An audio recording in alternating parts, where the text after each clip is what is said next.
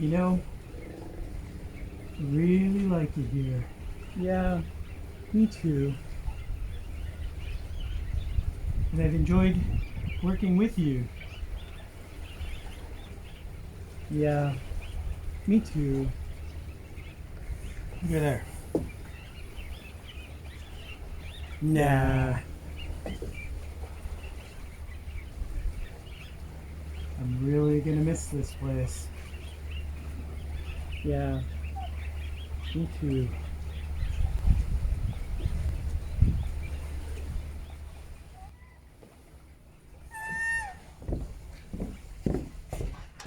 Hey there everyone, welcome to another Lighthouse video. My name is Spence and I am a modern day lighthouse keeper. If you want to know more about what it's like to be a lighthouse keeper, feel free to follow my channel by subscribing and hit that bell notification so that you're notified when I upload new videos. So I kind of have an interesting one for you today. Well, at least interesting to me. So allow me to give a little bit of a history here. Not that long ago, I was hired by the Canadian Coast Guard as a relief lighthouse keeper. I was provided with my first posting, which was at Entrance Island, which you would know if you've been following my channel from when I started. So I was given the location of Entrance Island and I was told that I would be there for 2 months. After I got to Entrance Island, I was here for about 1 month, and then I got a call saying, so by the way, we're going to need you to stay at Entrance for an additional 4 months. So that means that my stay at Entrance Island would end up being about 6 months. Well, that's not always the case. Seems like I was just given another call from head office and they've given me another station. Now, I've only been at Entrance for just about 4 months. So once I leave here, my stay will be about 4 months and then I will go to a new station. So this gives you the idea of the volatility of your position when you're a relief lighthouse keeper. At any given moment, they can move you to a different station or they could ask you to stay longer at the station that you're at. You never actually really know exactly how long you're going to stay at a single station. So the next posting that they've given me, I've been told that I will be there for about 6 months. Well, I was told that I would be at Entrance for 6 months. So we'll see if that actually comes to fruition or not, and if I do end up staying at this new station for 6 months. So you might be asking yourself now, well, what's the station that I'm going to be posted to? Let me tell you. The station that I'm going to is called Boat Bluff Lighthouse. Now, I thought it would be a good opportunity for me to take a look at what's out there and get a little bit of information about the station that I'll be going to, about Boat Bluff. So I went and did a Google search and found almost nothing. As a matter of fact, if you go to the Boat Bluff Light Station Wikipedia page, there's a small blurb about Boat Bluff, and that's kind of it. And if you do an image search for Boat Bluff, which is absolutely beautiful location, you'll find very little images of Boat Bluff. There really isn't a lot of information out there at all about this station. So while I was taking a look at the Wikipedia page, it actually does provide you with a little bit of information. And as I was scrolling down and looking across the page, this is what I saw.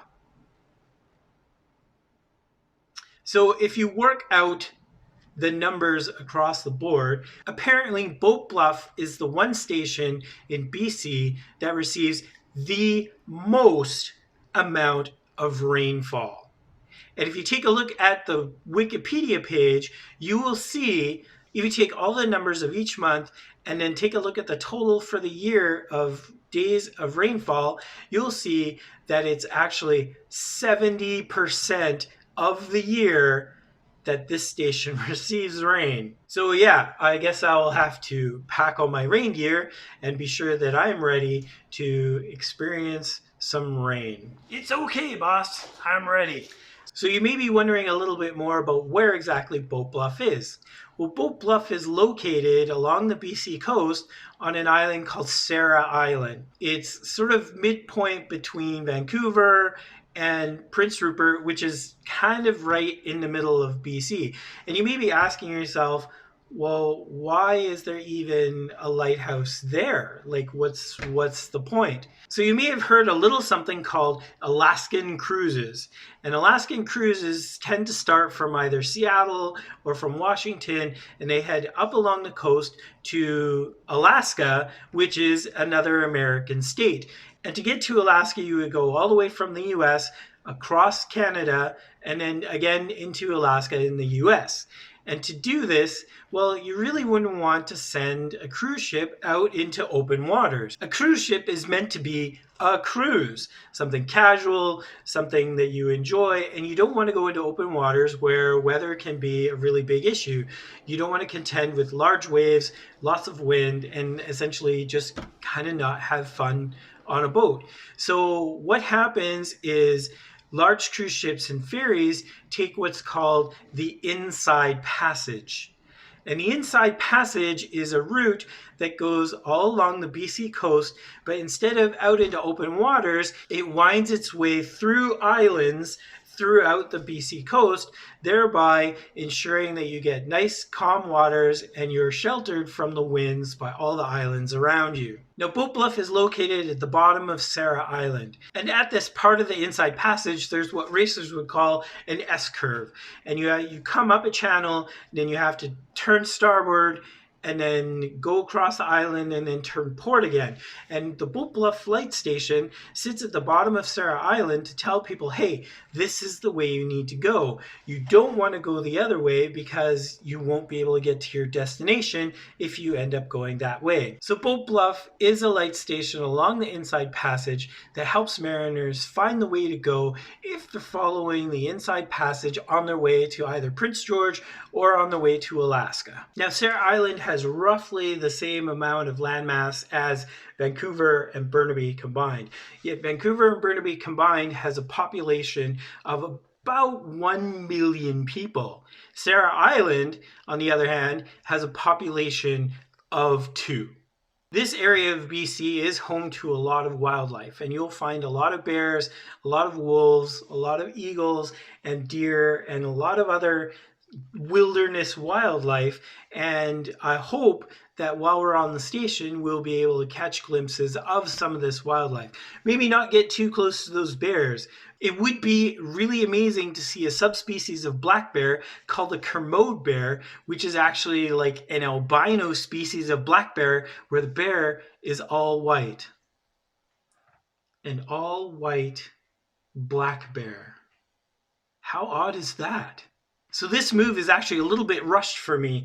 I have a couple of days to just finish off all my duties and everything at my current station, Entrance Island, and then I will be packing up all my things, heading back to Vancouver, and I have a couple of days in Vancouver, and then they'll be shipping me out to Boat Bluff Light Station.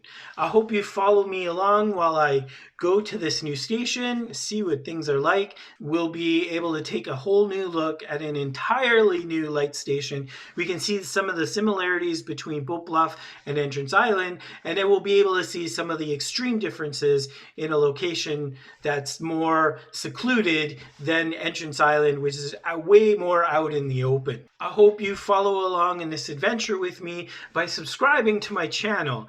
And if you hit that bell notification when you subscribe, you will be notified every time that I upload new videos.